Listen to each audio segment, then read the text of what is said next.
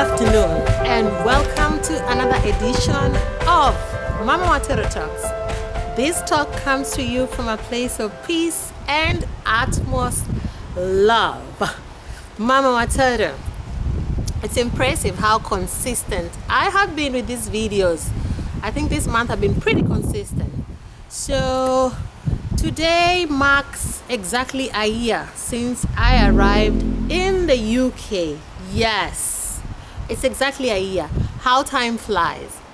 A lot of things have happened, during the last 1 year. And some of the things that have happened are just, amazing. Looking back, I don't even know how I managed to bounce back and survive through that time period. But here we are. Mama Watero is back, So I have been talking about my past through my photographs in the last 2 episodes, and it's been interesting. So the funny thing is that, what happens is these days people rarely have photographs. So a lot of our memories are stored on soft copy, on computers and on phones or online. I wish I had photographs for that time frame, the last 1 year. I would have shown you what my year has been. But all is not lost. I have a very clear memory of what has been going on. So Mama Watero here, 1 year down the lane, since I boarded that British Airways flight to come to the United Kingdom, Britain, Scotland. So like I said, last time I arrived, my first point of entry was London. And we spent around 3 days in London. So I arrived on a very cold morning, November, and I was with my 5-year-old. She was 4 years old then. And I have told you before that I have 2 children.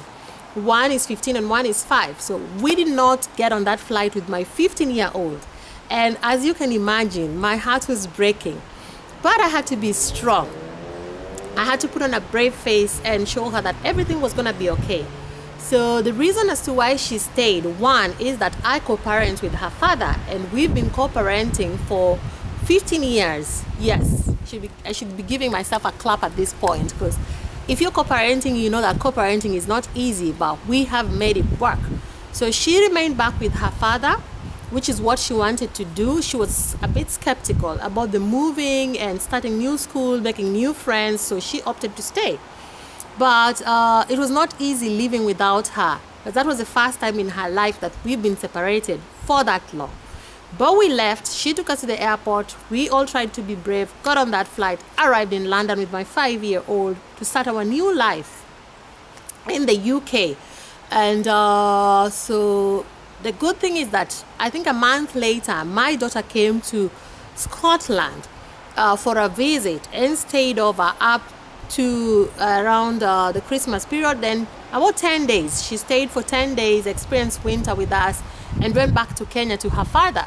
So that was that. So the year 2019 to today, November to November 5th, what has happened? So during that period, we came in, I settled in. My baby begins nursery, I think about 3 months after we arrived, managed to enroll in a nursery school. And this is Scotland.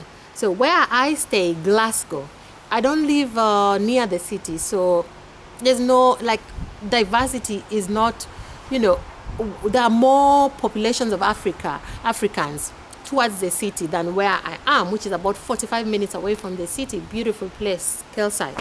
So we arrived in nursery, and by good luck, there was only one other African parent, which was a relief. When you go somewhere, you just want to see your people. If you live abroad, you understand what I'm talking about. So it's beautiful. So in the entire school, I'm the only African with my daughter who is mixed. And then there's one other African child. So we quickly blend in. Nursery happened. Fast forward.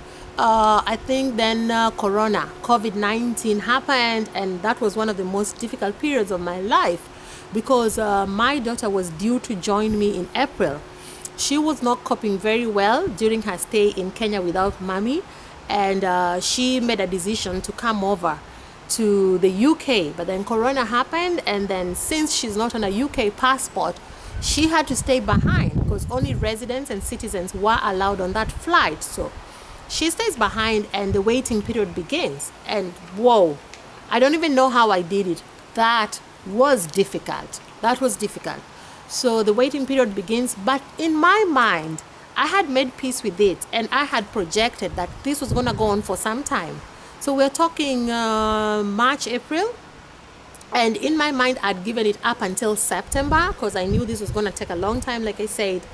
And so she did not manage to come month one, month two. Days were coming and going, and we were under lockdown, quarantine. And think about where I stay. If I could just show you, if I could distract you from the story and tell you, this is what my compound looks like. And that is part of the garden.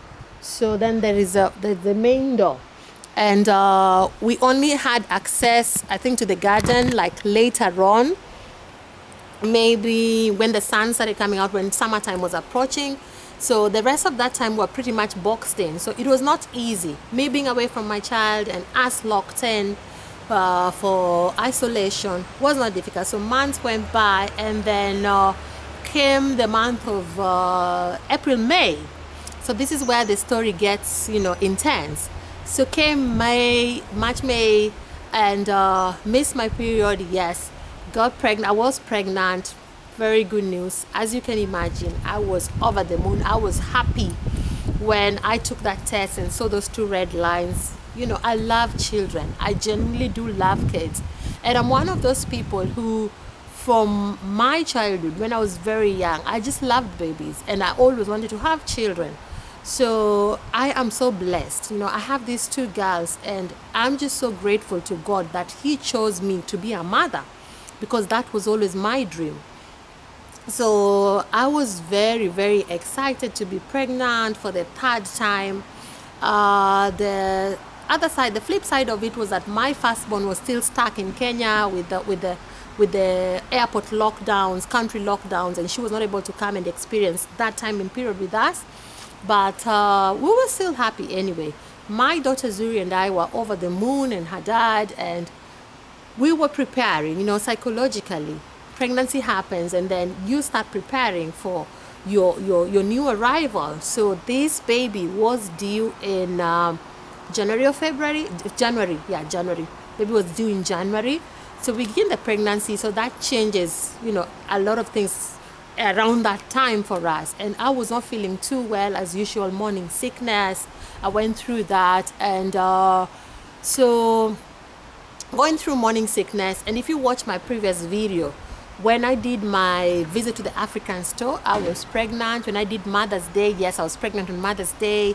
And then I did June, was my younger daughter. My younger daughter was turning 5. She turned 5 when I was pregnant. Happy times. I was glowing. I was eating healthy, taking care of myself like I always do, because, I believe in healthy living and healthy eating. So we're going through that period in time, and I attended my first clinic because it was during the lockdown, so we were not able to go into the hospital, but I do my first clinic, and then I picked up my vitamins, the process, how it goes here. And then I was due for my second scan. That is where the story gets more interesting. So let me just pick a picture. I brought the picture with me to show you the what is it called? How can I forget? The scan. So we're excited, and I'll put in some clips of this story. So we're excited, and I go for my first scan. My 5-year-old is excited, drawing pictures. So this is a picture she drew for the baby, and that's the baby in mommy's tummy. This is mommy's uterus. My little one is interested in science. She really, really loves anything that involves science and the human body. So she was doing a lot of research on her own, watching YouTube videos about, how babies grow in mommy's tummy. That was her favorite video to watch. So then we went for a scan at about 13 weeks. I was scheduled for my first scan. And as you can imagine, I'm excited. I'm looking forward to 20 weeks when you can finally know the gender of the baby. At some point, I was telling myself that maybe this time it should be different. I should just wait to the end of the journey, then be nicely surprised. But then I go in for my scan. And around that period, partners, up until now, partners are not allowed in the hospital or anyone else. So I was alone. My husband and daughter were waiting outside. And this is my scan. So this is my scan. And so I go in for my scan. I lie down and they run the scan machine on my belly, and I'm waiting to hear my baby's fast heartbeat. And what happened? The nurse who was doing the scan looks at me and she's like, I can't find the heartbeat. And my heart just dropped. Like, this is one of those things that I probably have to sit down and do a different video. I had not decided if I want to talk about this part of my life. So my heart drops, and I was shocked. Like, this can't be happening. Like, I didn't even think that. I mean, nobody thinks this. So they couldn't find a heartbeat, and they had a second person come in for a second opinion. The same thing, they can't find a heartbeat. And that is how I was told that I probably had a missed miscarriage. My baby had stopped growing in the uterus, and my body was still signaling that I was pregnant. So I was still having all the symptoms of pregnancy, but I was not pregnant anymore. So we had lost the baby just like that. That was difficult. That was really, really, really a difficult moment in time. So I picked myself up together and I go outside and, give my husband the news. So I think I'll probably just do another video and talk about this. So I just wanted to mention some of the things that happened to me since I got to Glasgow. So we go through that period in time, and we go through that. I'll do a detailed video, and after that period in time, that was in July, I go for an evacuation at DNC where they get the fetus out, and they did that. And then in August, lockdown Kenya was partially open and international flights resumed. So the good thing that happened at that period in point is that my daughter manages to get on the first flight out, Emirates, and she makes it across. And I was so grateful. I was just so grateful. So of course we were disappointed about the miscarriage. It was not a good time, but I was happy to have my child. And that period in life made me just look at my children and be so grateful for them all over again. Like, never take anything for granted. The way you take things for granted, that we have children that are healthy. No, sometimes it is not automatic that things happen like that. You might have had 2 kids or 4 or 5, but it's not a guarantee that another child will come. But what I learned from that period is that, you're not any special. When things happen to other people, you can look at them and think that it is them. But if it happens to others, it can also happen to you. So that happened. My daughter came on and we moved on with our life. I was over the moon to have her here after, 6 or 7 months of waiting, talking to her on phone, tears. And it was just a stressful period for both of us. But we finally made it here. And I'm so grateful to family, because one of my cousins, who's not a social media person, at some point was staying with my daughter.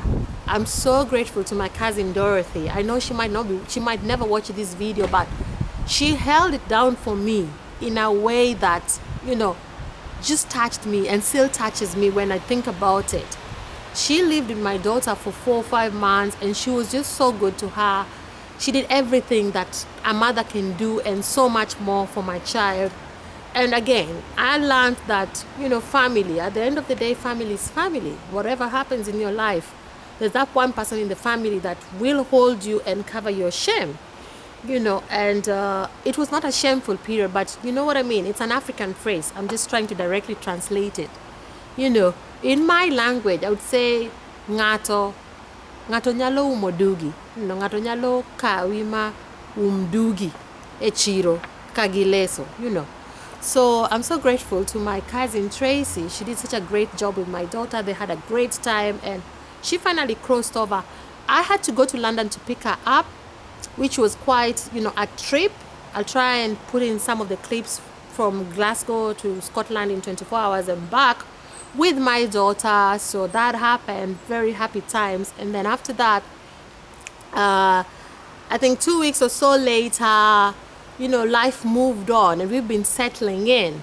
So in the month of September, a month after that, I finally got my first job in the UK as a waitress through good friends, and I've been working during the weekends. I've learned a lot of things from my waitressing jobs.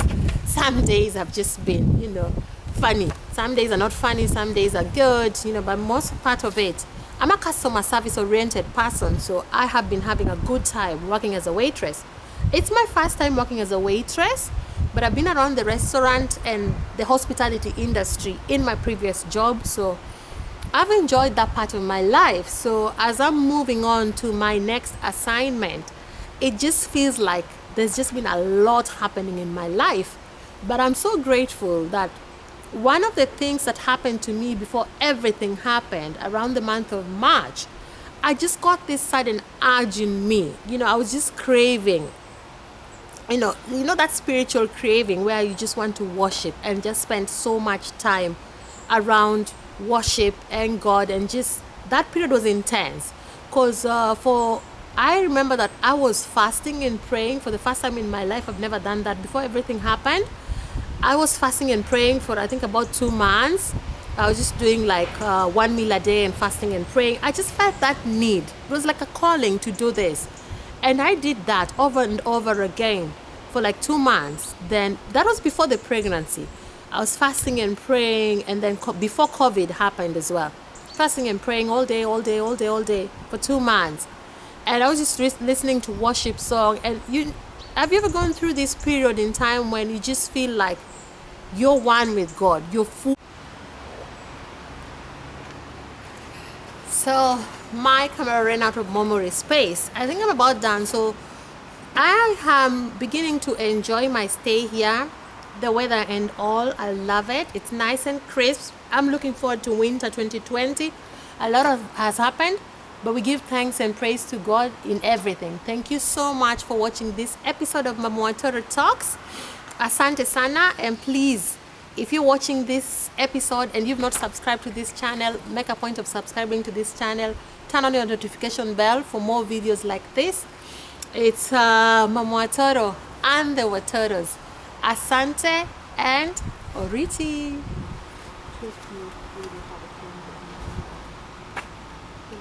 That part played a significant role in how I stayed afloat during my travel times. I'm sorry I got cut off when I was talking about that period in time, but prayer does work wonders. Thank you for listening, for watching from Mama Watoro. Asante.